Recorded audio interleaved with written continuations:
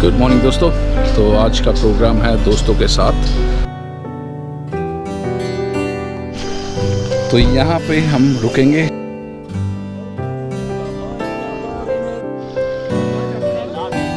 Fried chicken.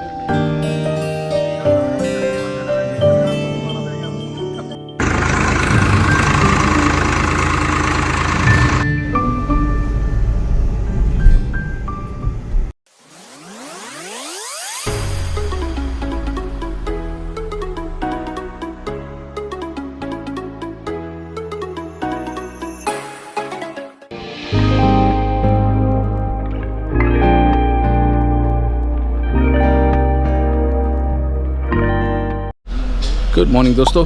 तो आज का प्रोग्राम है दोस्तों के साथ एडवेंचरस पिकनिक की बेसिकली प्लानिंग है। तो राहुल आ चुका है, साथ में है दीपू एंड यहाँ आ चुके मिस्टर नारंग यानी नितिन के घर। तो अभी सब तैयार होके अब हम लोग जा रहे हैं होशियारपुर की तरफ। ध्यान च नहीं रहा ना, मैनू ध्यान च रहा भैन।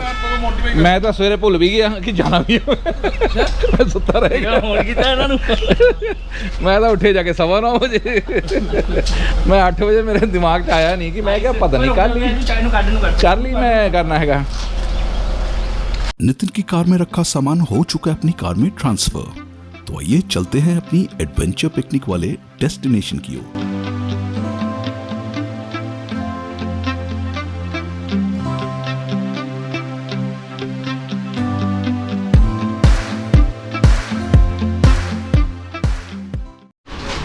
फिलहाल होशियारपुर के मोर रिटेल स्टोर है, वहाँ आए हैं। थोड़ा बहुत कुछ सामान लेना था, जैसे एग्स वगैरह लेने थे और जूसेस लेने थे। और ये लेकर ही बस हम रवाना होंगे कूकानेट विलेज की ओर, जो होशियारपुर से करीब 40 किलोमीटर की दूरी पे है। वो अच्छा फॉरेस्ट है, लोग यहाँ अलग अलग जगहों से वहाँ जाते हैं और वहाँ पे जाके ऑफ रोडिंग वगैरह करने के लिए वहाँ पहुँचते हैं। तो एक अच्छी जगह है। तो मैं पहली बार जा रहा हूँ। हमारा दोस्त जो है छोटा भाई दीपू, वो लेकर जा रहा है। तो ये चलते हैं, यहाँ का सामान लेना हो गया, अब चलते हैं कार की तरफ। एक छोटा सा स्टॉप और लिया हमने रास्ते में, होशियारपुर में ही। थोड़ी सी ड्रिंक्स वगैरह वहाँ से पिकअप करनी थी, क्योंकि मोर में क्रैनबेरी जूस हमें नहीं मिला था। तो वो हम यहाँ पे लोकल शॉप है, वहाँ से क्रैनबेरी का जूस पिकअप कर रहे हैं, क्योंकि हमारे कुछ दोस्त हैं शौकीन है, उन्हें सिर्फ जूस में क्रैनबेरी ही पसंद है। तो बस वो जूस लेंगे, यहाँ से पिकअप करेंगे एंड अपने डेस्टिनेशन जो कि है कूकानेट विलेज, उसकी ओर होंगे रवाना।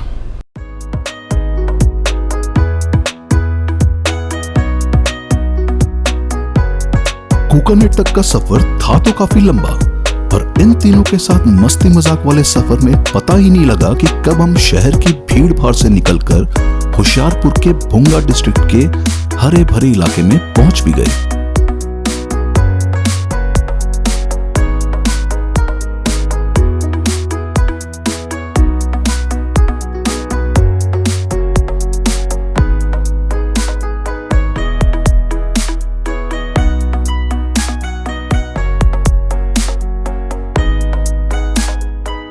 लोजी पहुंच गए हम कूकानेट रिजर्व के एंट्री गेट तक। यहां हमने 320 रुपए की एंट्री टिकट ली और ये आ गए हम रिजर्व के अंदर।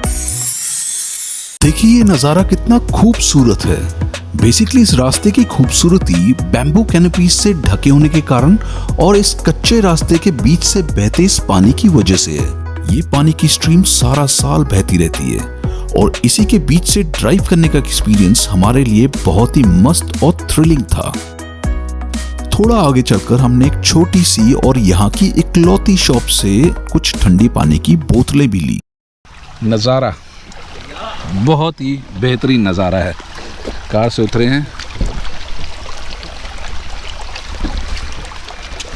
जाओ इधर आओ।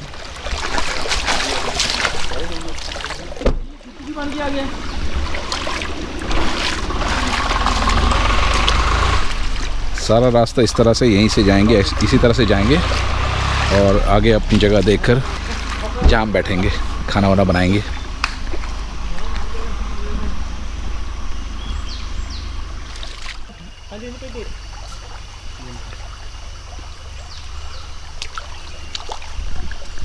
इधर ही है बस, चलिए हाँ मस्त नज़ारा है यार, मस्त पैर पा के मज़ा आ गया, कितने मज़ा आ गया पूरा। तो शॉप के बाहर कुछ समय बिताकर हम इसी पानी से होते हुए अपने लिए एक बढ़िया जगह की तलाश पे निकल पड़े। एक ऐसी जगह जो सेफ हो और जहां बैठकर हम अपनी कुकिंग वगैरह कर सकें और साथ ही साथ अच्छा समय भी बिता सकें। और अपने लिए एक परफेक्ट स्पॉट की तलाश के दौरान हम इस फैमिली के पास से गुजरे जो कुछ इस तरह एंजॉय कर रहे थे।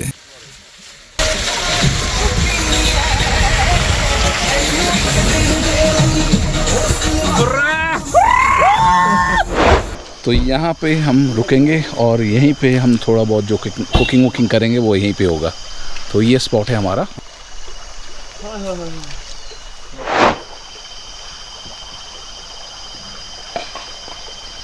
आयो कटो फिर वहाँ चूल्हा कटो।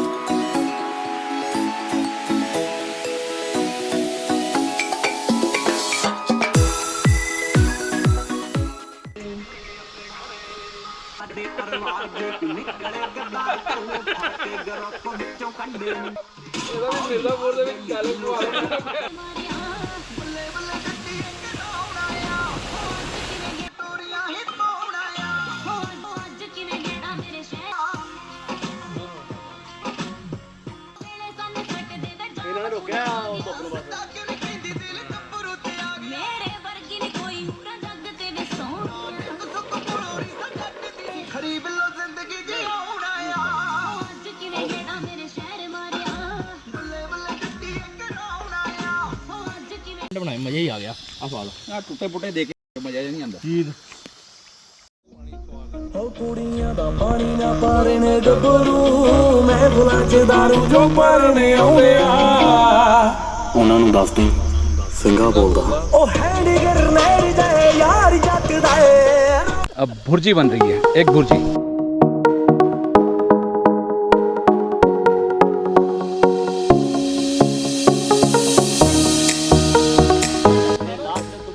Fried chicken.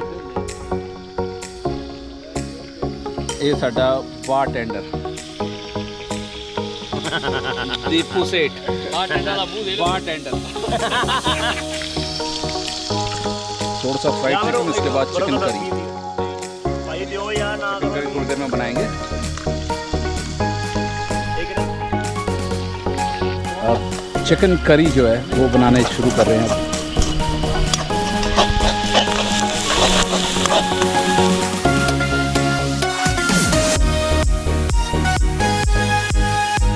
तो हमारे खाने वाने का प्रोग्राम तो जबरदस्त चल रहा था, पर हमने नोट किया कि अब बहुत से लोग अपनी कार्स में यहाँ आना शुरू हो गए थे। देखते ही देखते हमारे स्पॉट के आसपास अब काफी भीड़ लग चुकी थी। एंड इसी बीच हमारी मुलाकात एक बहुत ही अच्छे और मिलनसार शख्स बिंदा गरेवाल जी से हुई। इनकी ऑफ रोडिंग स्किल्स कमाल की थी। चलिए आप भी देखिए ये क्या कर रहे हैं। पक्का है, तगड़ा पक्का है। आग नहीं हूँ, सही है सीधे एकदम सही है। हौली आ गई।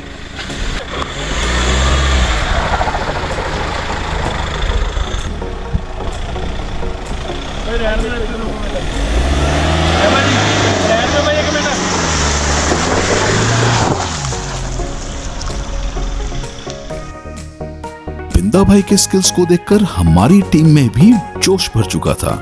राहुल, दीपू और नितिन ने बारी बारी इस तरह यहाँ ड्राइविंग के मजे लिए, लेकिन दीपू महाशय ने कुछ ज्यादा ही मजे ले लिए। लेकिन वो मजे कैसे लिए, उसने क्या गोल खिलाए, ये थोड़ी देर में मैं दिखाता हूँ। साथ बने रहे।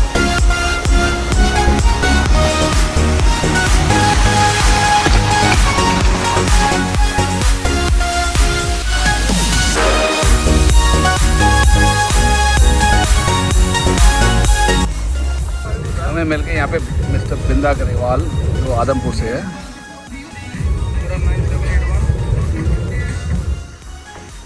आदमपुर कितने कर रही थी?